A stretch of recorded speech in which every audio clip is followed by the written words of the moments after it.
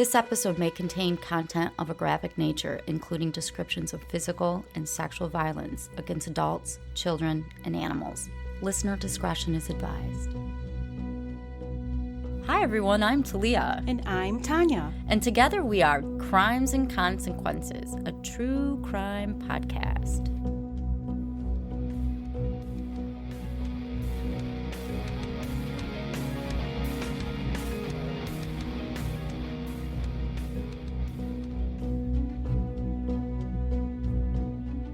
Welcome back, everyone, to another episode of Crimes and Consequences. I am Tanya, and this is my lovely co-host, Talia. Welcome. And we are attorneys in real life who love to dive into these cases. I don't know if love is the right word, but... Are fascinated by true crime. And you must be too, since you're watching. So before I get into today's story, just like to remind everyone to hit like or subscribe. If you're watching us on YouTube, on the True Crime Daily YouTube channel. Please, Thank you. Yes, thank you, True Crime Daily. Please hit the like. And today's story that I'm going to tell is about a red hot love affair that ended in murder. Oh. But not in the way you think. What? Okay? Because you're probably thinking a certain stereotypical way of murder. But anyway. Passion. Yeah, passion. So the woman in the story, her name is Ruth Ellis. She met David Blakely in August of 1953. After she initially met him, I don't think she liked him very much because she said, like, I hope I just never see that little shit again. Oh, well, like, I don't know if he's obnoxious or what have you, but okay. However, this initial dislike turned into attraction. Oh. Because within a few weeks, they started their romantic affair. That's weird. David was described as being a very self-confident type of guy.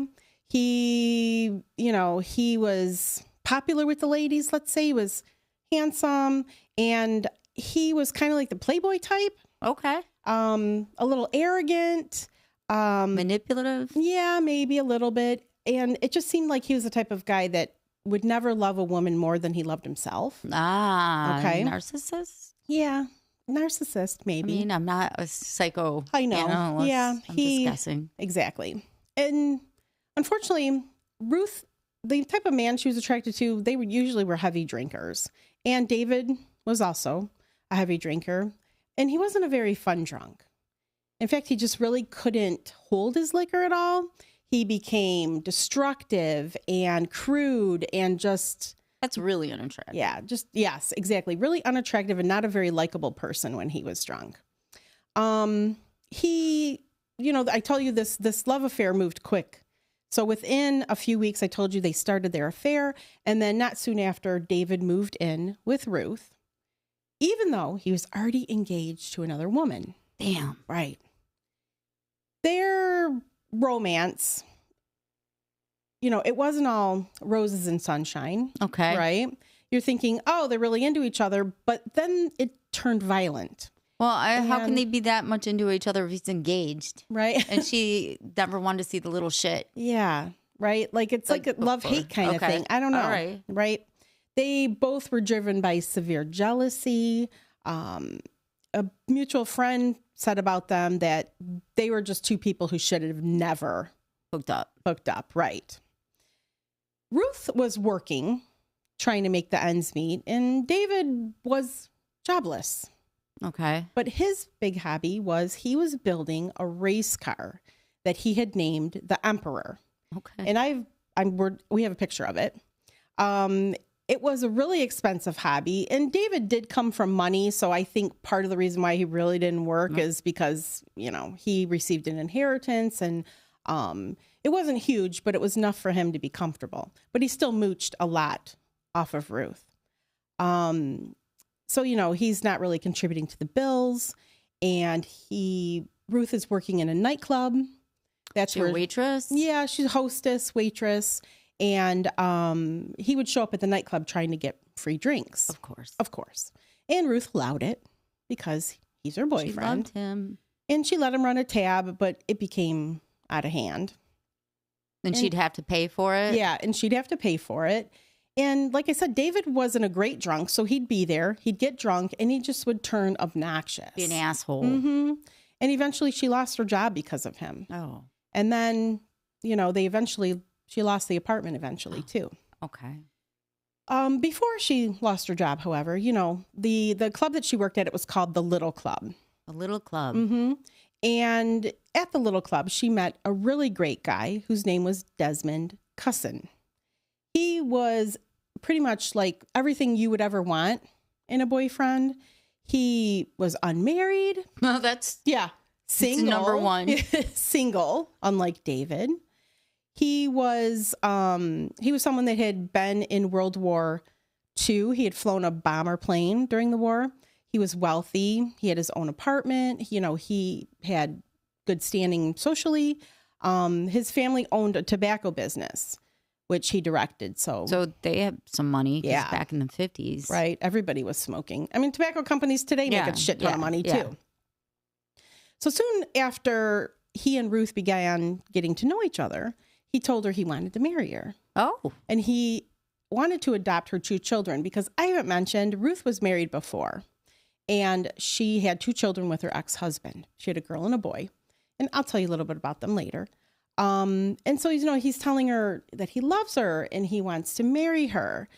And he was really genuinely in love with her. But she is his boyfriend. Right. And she wasn't in love with Desmond. She was basically using him to make David jealous. Okay. Right.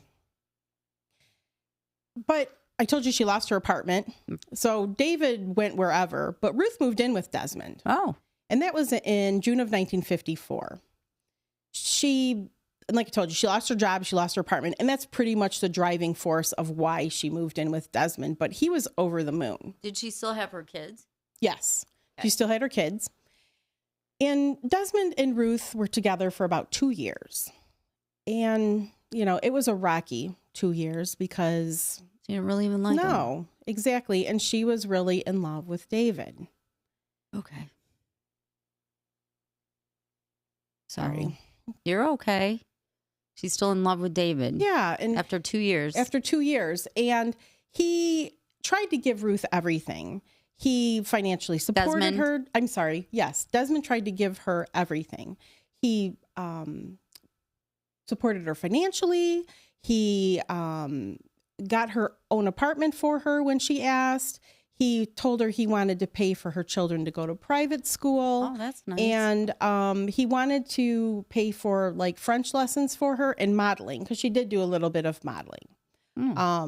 But so when she left Desmond for her own apartment, she let David move in with her. Son of a bitch. Yeah. And while Desmond's paying for the apartment? While Desmond's paying for the apartment. Exactly. So that kind of pissed him off, as you can imagine. That's not a good idea. No.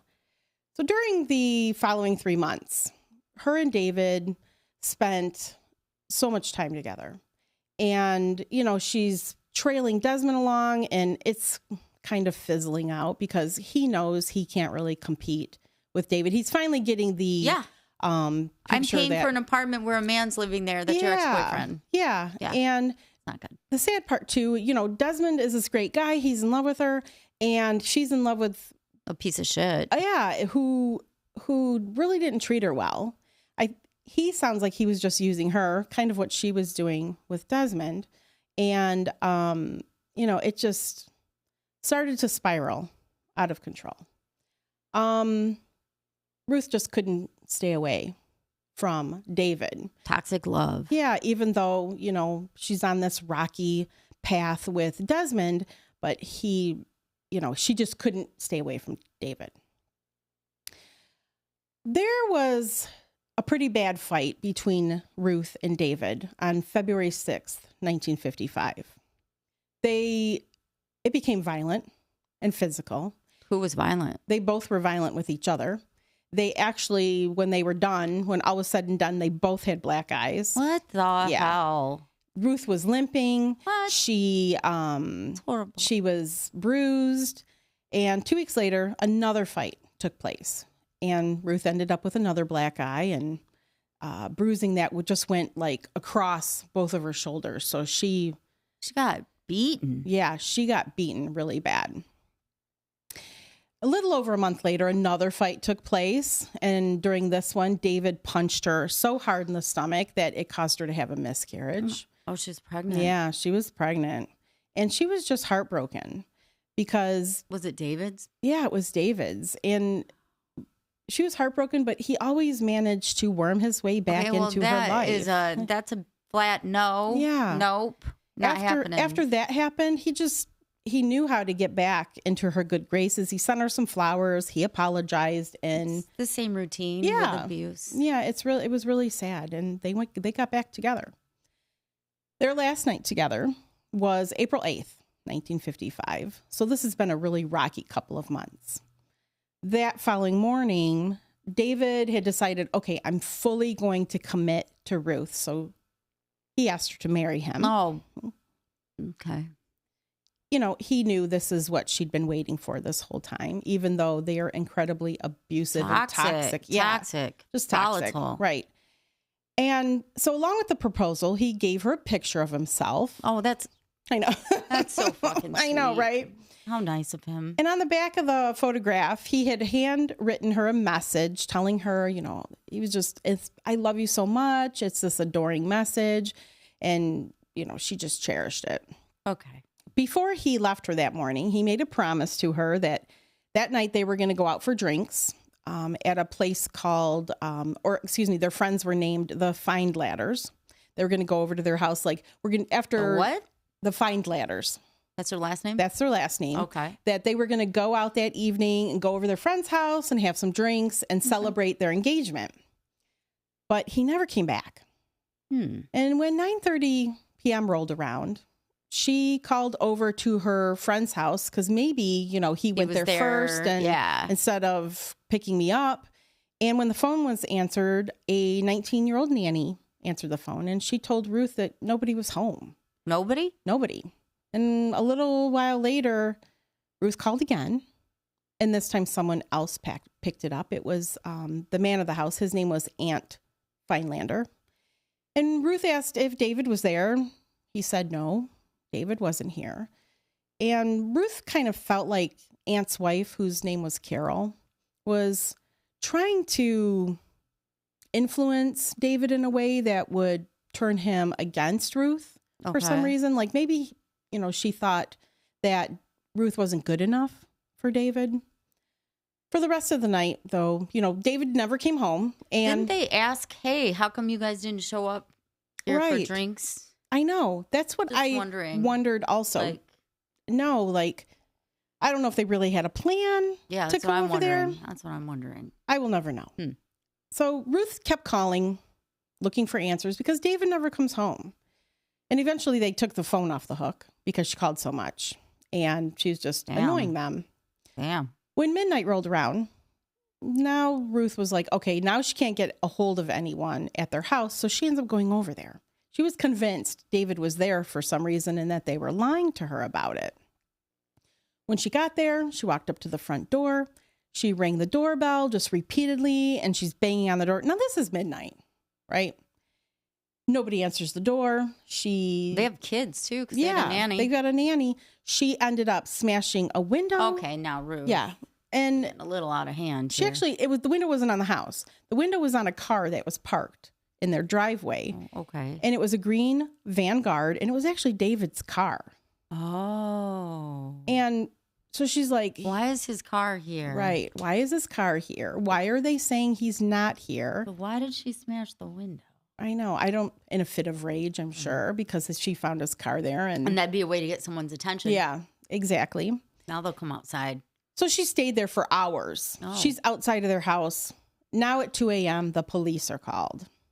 So Ruth now, is like, okay, I guess I have to gain my composure. I got a little out of control. Yeah, I know I kind of lost my shit there, but, she told them, nope, I'm fine. And they don't arrest her, which I'm surprised because she smashed a window. Vandalized. It's vandalized. Right. She vandalized it. So the cops leave and Ruth just started up her shit again. She's knocking on the door, pounding on the door, ringing the doorbell. She's demanding to see. Is it the same night? Yeah. I mean, she just doesn't get it. Like, David had just proposed to her. That's true. I get that. Right? Like, but girl, you got to go home now. Yeah. Police were called. The police were called again. And now finally, Ruth had left before they even got there. And she's like, okay, fine. I'm just going to go home. The next day, which was Saturday, Ruth called the fine ladders again, but they did put the phone back on the hook, but they just stopped answering it. She went to their house 3 times. Wow. Around 10 a.m. that morning, David was there, by the way.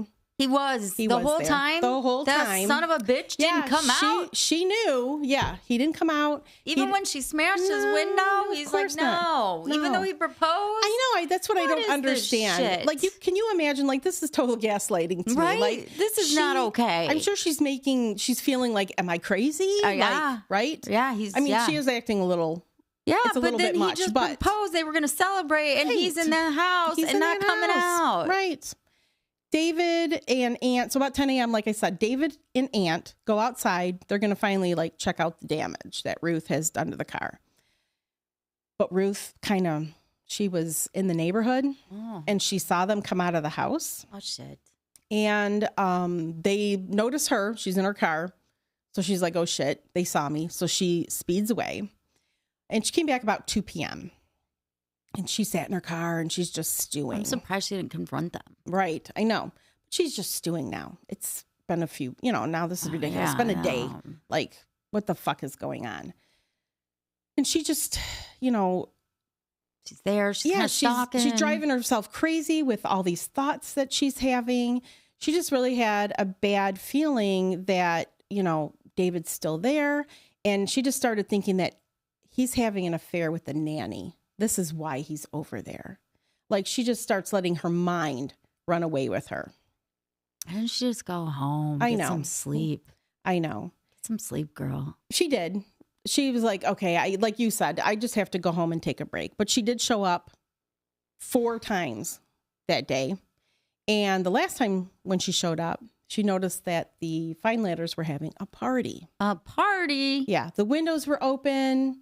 I'm surprised they'd have a party knowing that they're being stalked by her. I know. Like, maybe they couldn't cancel it. Postpone that. I don't know.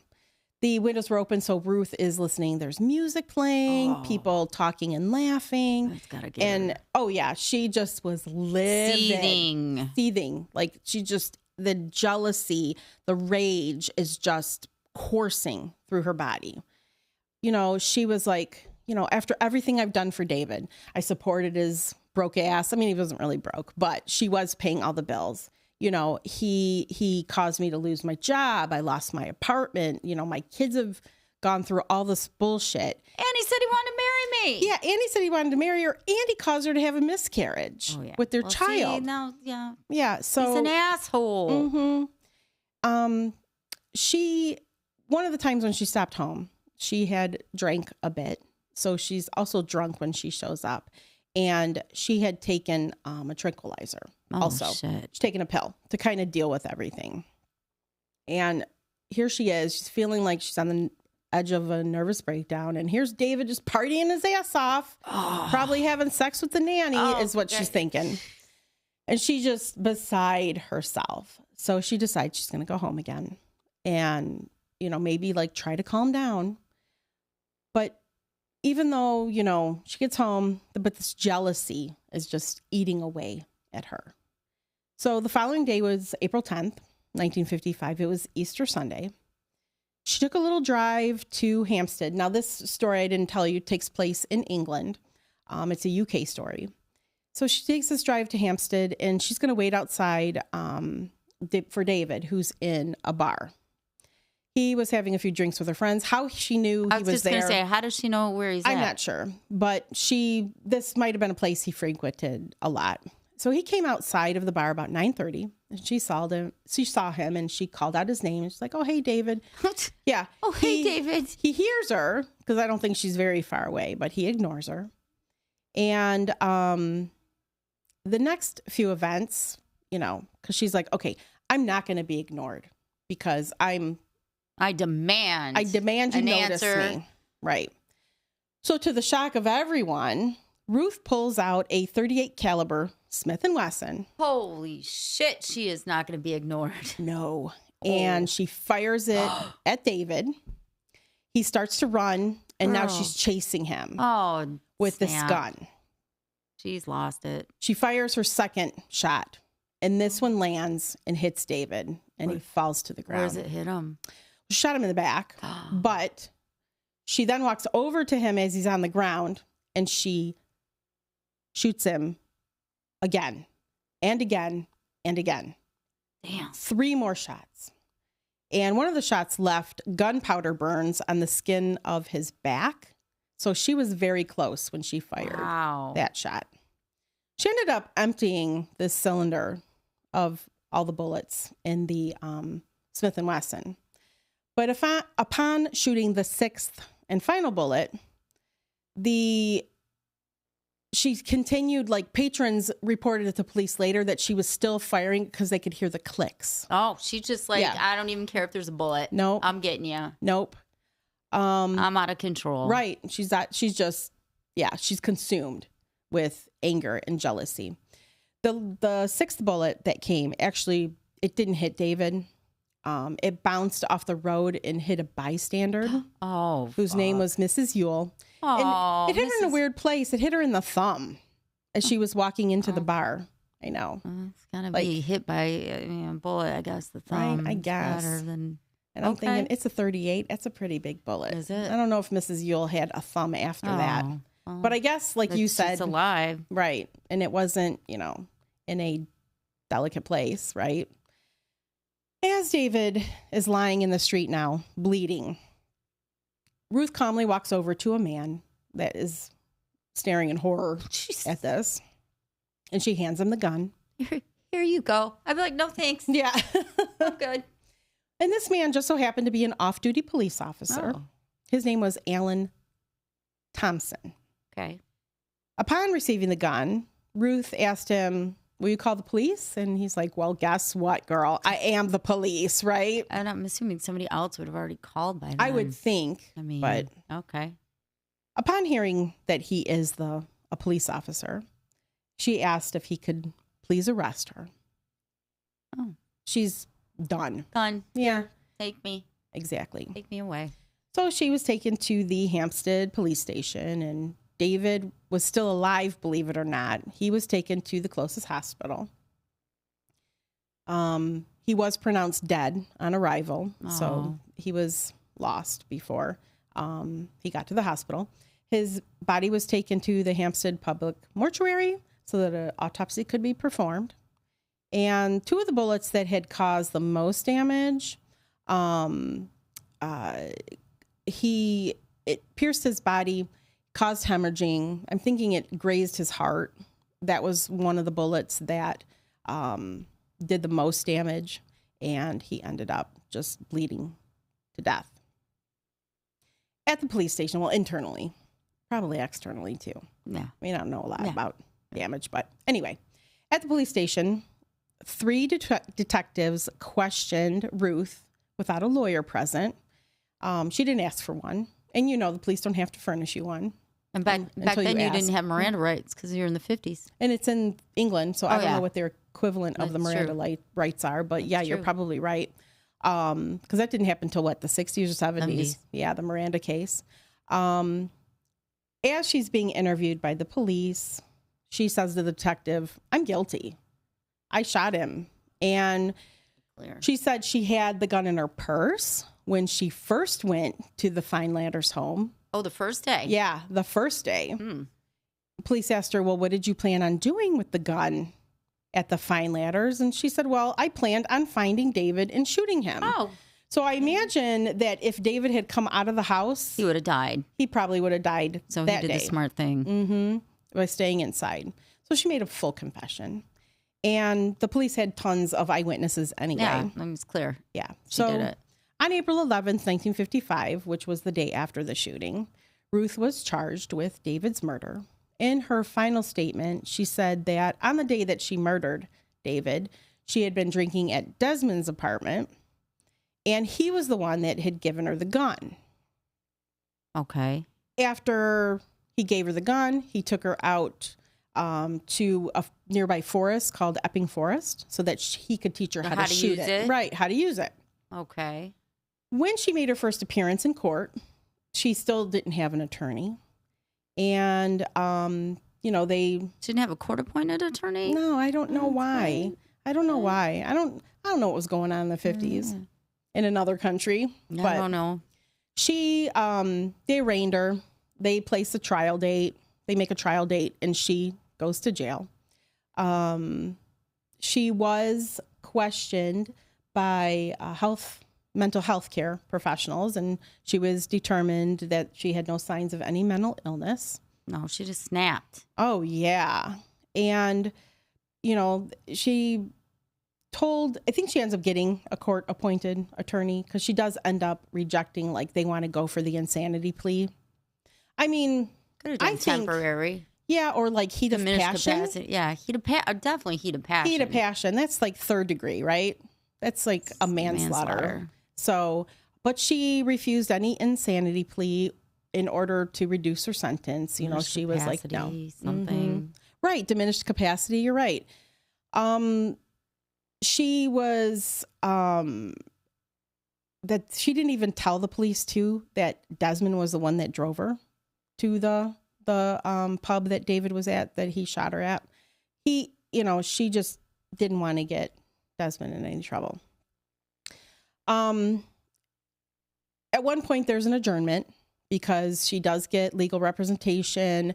They try to convince her to plead guilty to manslaughter, to take a plea, to get a lesser sentence. Because otherwise she's going to be sentenced to death. Yeah, exactly. To death. Like we've just discussed, heat of passion is a defense. Yeah, it is a mitigating defense. circumstance, at least.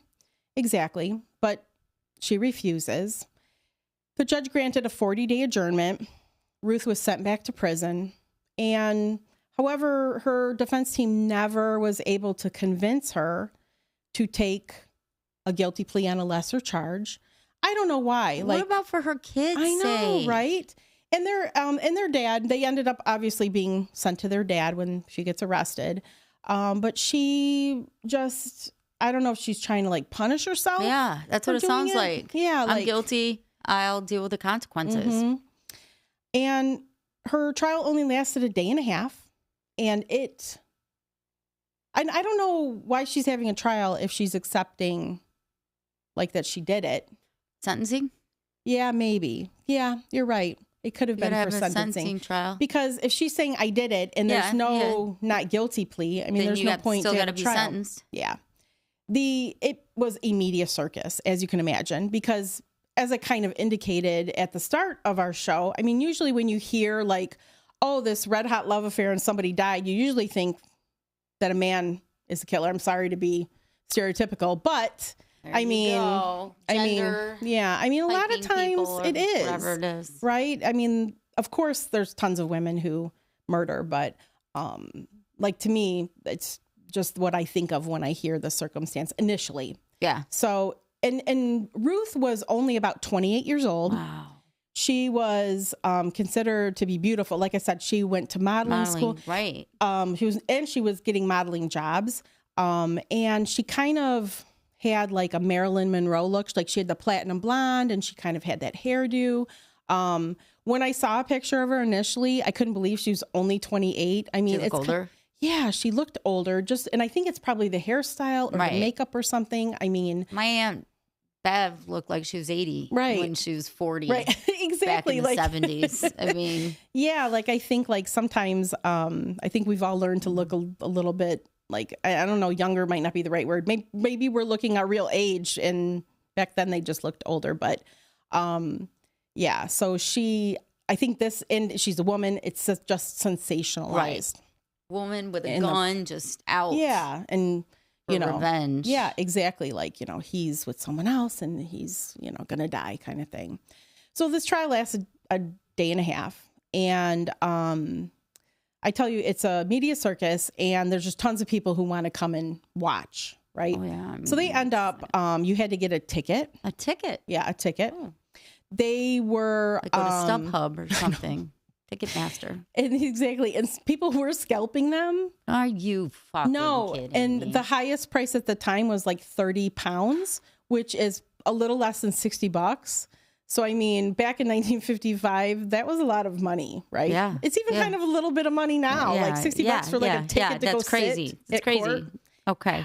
So, eventually, some of them went as high as like $400. Wow. Yeah. So people were just Quite a show. you know. Inside the courtroom, during this trial, Ruth was dressed in a black two-piece suit with a white blouse, and some people say she looked very chic. Her hair had been freshly bleached. Like I said, she was a platinum blonde, kind of like Marilyn-esque. Why does it even matter what she looks like at this point? I don't know.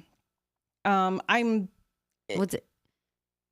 Yeah. She's going to get sentenced to death. I know. But people were like, oh, she looks like she's a Hollywood, that's star. Nice. Well, The thing for her defense team, their whole argument was that, she's just beaten down and she's down on her luck. And as she walked into the courtroom, someone in the gallery yelled out, "Blonde tart." Oh. And it was also said that when someone accused her of the murder, she said, "Thanks."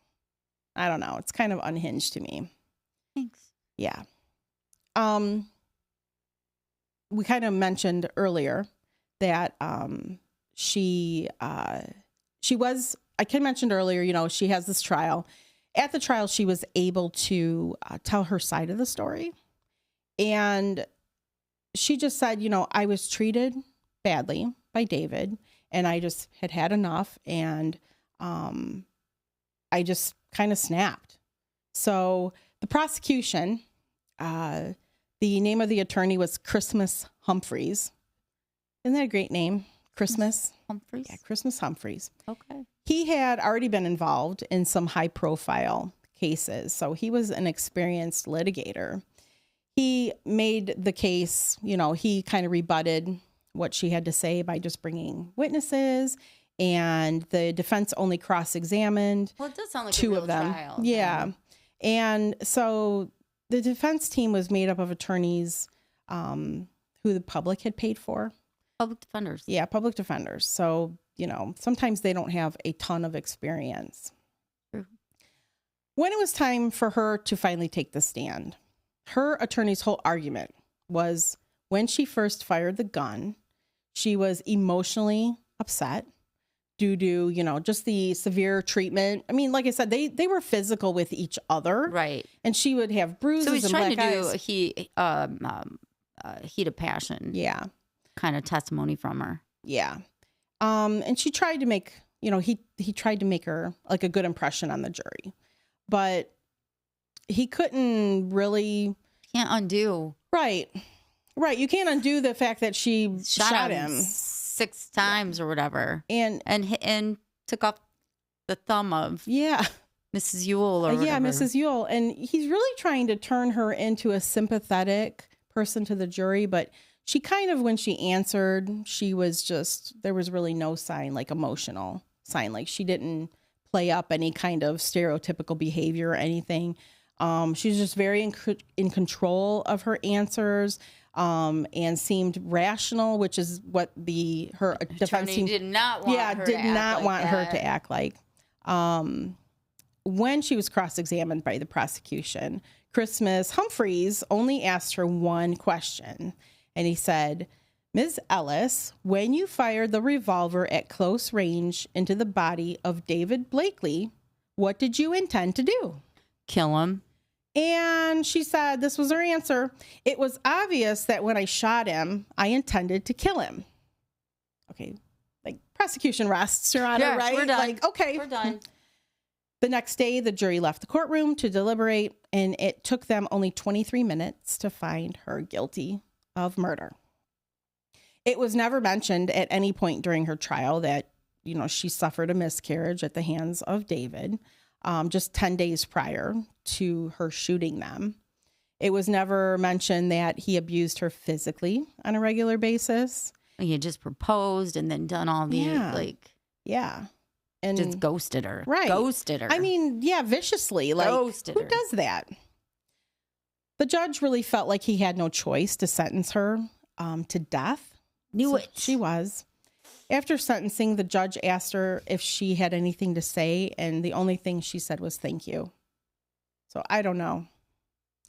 Thank you. Yeah. Okay. After sentencing was passed She has down. kids. I know. That's what I'm. Good. I don't know. I feel like maybe she just gave up. I don't know. She remained really calm even after the sentencing. She turned around to smile at her parents, her brother, and her sister. They were in the gallery. She was then placed in a van and sent to Holloway Prison to await her death sentence. From the moment she killed David until the moment she was actually executed, she never sought mercy. She never tried to appeal, nothing. No.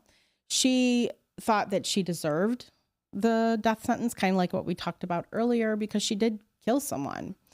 She knew what she did. I mean, and maybe not at the moment, because I'm thinking if she's so like enraged, you're not thinking rationally. No, she was not thinking But I rationally. think like when you do something like that, you kind of like, okay, I'm probably going to be sentenced to death, even though I really think she could have gotten a lesser sentence had she tried. Had she tried. She told her attorneys, do not seek any kind of appeal. And before her sentence was to be carried out, she was allowed to see her family one last time. Her brother noted that she was really calm. She didn't seem afraid that she was going to be dying imminently soon. I mean, the next day. She's much different than me. I know. I would be crying. I'd be carrying on. Can you call the governor? Right. Yeah, please, somebody do something. And at the time, England's method of execution was hanging still. And Ruth was actually the last woman to be hanged in England. But in preparation for her hanging, they took her weight with clothes, and she only weighed 103 pounds. Aw, tiny. You know, she was tiny. An 8'4" drop was set in the gallows. They tested it out before she was brought to her spot with sandbags. They were tested. I was just going to ask how they test that out. They had a sandbag. Volunteer? They had not a volunteer. They had a sandbag that weighed exactly 103 pounds. Okay. And they were left overnight attached to the rope that was to hang her. And that was done in order to prevent like stretching. Like it was already being stretched. Okay. So that I guess when she was dropped, you know, there wouldn't be any mishaps. Right. Yeah, because they want the neck to break. Yes. They don't want them just dangling. Yeah, dangling and yeah. Very morbid. I know, it's very morbid. Yeah, very antiquated. I mean, yeah. Okay. On the morning of her execution, she wrote a letter to David's mother. And in the letter, she apologized for killing him and said, quote, I've always loved your son and I shall die loving him, end quote. Around 6:30 a.m., a priest took her last and final confession and gave her last rites. She then wrote a thank you note to her lawyer. She did have a team of lawyers, but there was one that she really trusted and liked, and that's the one that she wrote the letter to. His name was Leon Simmons. About 9:30, Ruth was given a glass of brandy. To stabilize her nerves, right? Given her the glass by a doctor. More than one glass. Oh, man, I'd need like the whole bottle, right? Please. She drinks the brandy, and not a minute later, the executioner walked into her cell. When he walked in, she smiled at him. Her hands were bound around her back with a leather strap, and then she walked the 15 feet to the gallows. Breathe. I know. Gives me anxiety. She didn't say anything as she walked over to the trap door, and the cotton hood was placed over her head. Oh, Lord. I know. Oh, my. The executioner's assistant then wrapped a leather strap around her legs, and the trap door was open. And Ruth was dead within less than 15 seconds. So it was 15 seconds is a long time, though, right? Well, yeah, her neck's going to snap, though. Yeah. So she's going to, I mean, you're still going to have a pulse for a little bit while your blood goes. Yeah, that's true. But yeah. Wow. Yeah. Wow. That's just crazy. I know. Ruth. As you mentioned, she had 2 children. She left them behind. Her son, Andy, at the time of her execution, he was about 10. And her daughter, Georgina, was 3. Her ex-husband's name was George, so Georgina was named after him. And like I mentioned, Ruth was only 28 years old at the time of her hanging. Sadly, though, the story doesn't end there. There's even more tragedy for this family. What? George Ellis, her ex-husband, he died by suicide. He hung himself as well. He hanged himself? Hanged. Thank you. On August 2nd, 1958. So what year did she? 55. So it's only 3 years later. 3 years later.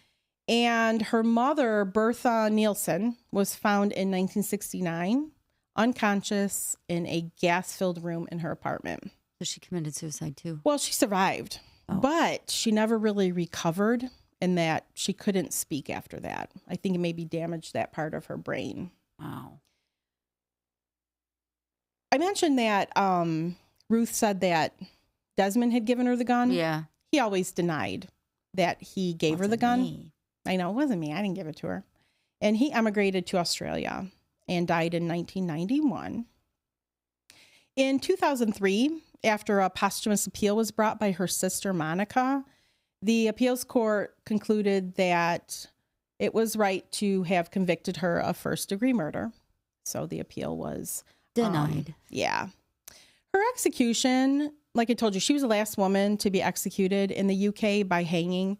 Her execution played a major part in the movement to just completely abolish the death penalty in England. Although it really took like another decade after her death for the law to be changed.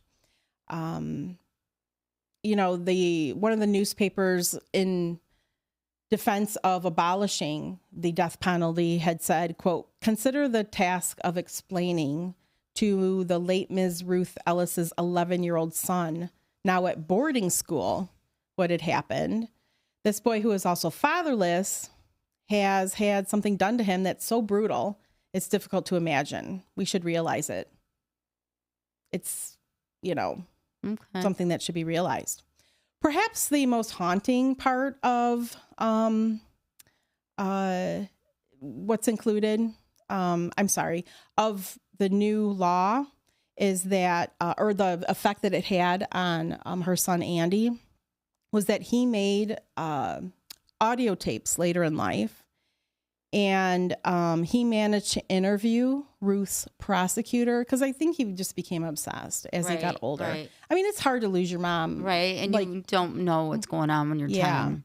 And he said that the prosecutor described his mother as cold-blooded. Oh. And Andy didn't feel that way. No, didn't feel that way. And he actually committed suicide in 1982. What? Yeah. So that is really my sad story of jealousy and rage and just losing it. And then the after effects of something that happens. I mean, that was just something horrific. Yeah. And you can see the effects on other people. Right.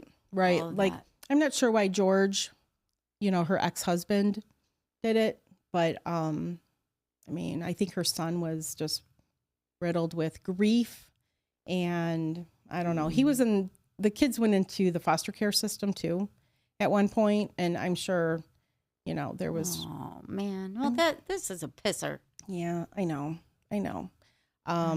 Okay. So, well, thanks for everyone for listening to today's story. Thanks, Tanya. It's very sad. And if you haven't already, please hit the like or subscribe button. Follow whatever it is for you. You can go to our website, crimesandconsequences.com, to find other episodes. There's merchandise if you're interested. There's also information about our Patreon, or you can go to patreon.com/TNTcrimes to become a member.